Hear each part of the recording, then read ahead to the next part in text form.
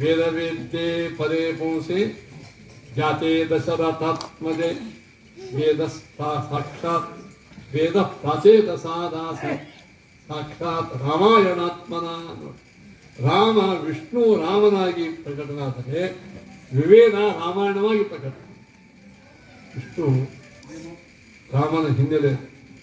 ಈ ಹಿನ್ನೆಲೆ ನಮಗುಂಟ, ನಮ್ಮ ಮಕ್ಕಳಿಗುಂಟ? ಇಲ್ಲ, ಬರೀ ಹುಟ್ಟಷ್ಟೇ.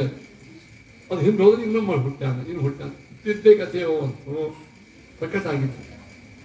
ಭಗವಂತ ಈ ಜನ್ಮದ ರಹಸ್ಯವನ್ನು ನಾವು ಚೆನ್ನಾಗಿ ತಿಳ್ಕೊಂಡ್ರೆ, ರಾಮ ಜನ್ಮೋತ್ಸವದ ತಾತ್ವಿಕ ಹಿನ್ನೆಲೆ ತಿಳ್ಕೊಂಡ್ರೆ ಫಲ ಏನಪ್ಪ?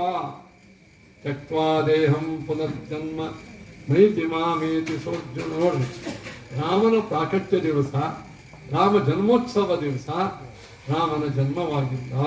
ರಾಮ